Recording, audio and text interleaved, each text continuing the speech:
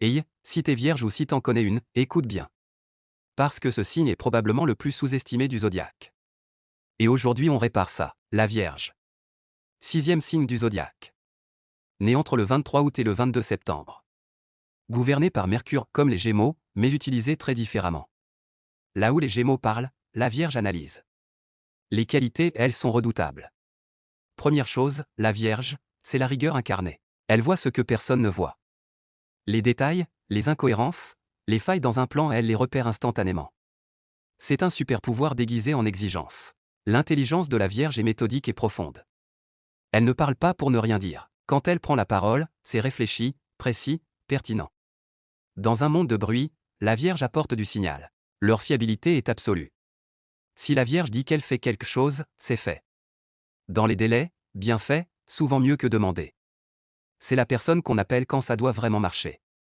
Le dévouement ensuite. La Vierge se donne entièrement pour ce qu'elle aime. Discrètement, sans fanfare.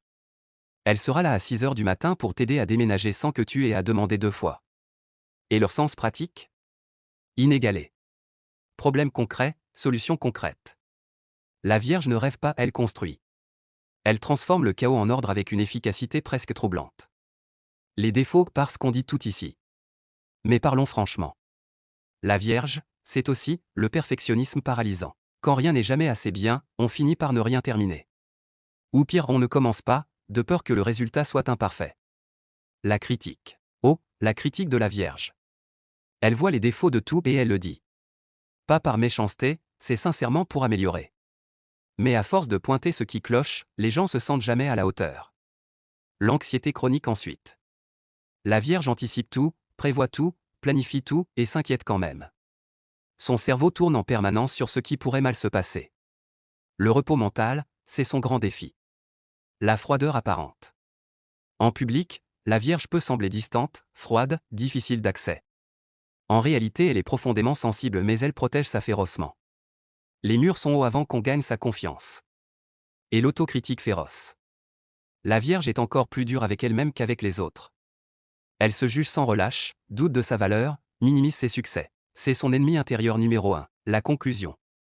La Vierge, c'est la terre. Comme le taureau, mais différemment.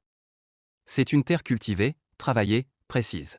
Et comme un bon jardinier, elle fait pousser de belles choses, mais exige beaucoup du sol. Si t'es vierge, ton exigence est une force. Apprends juste à te l'appliquer avec un peu plus de douceur. Et si tu vis avec une vierge, remarque ce qu'elle fait en silence pour toi.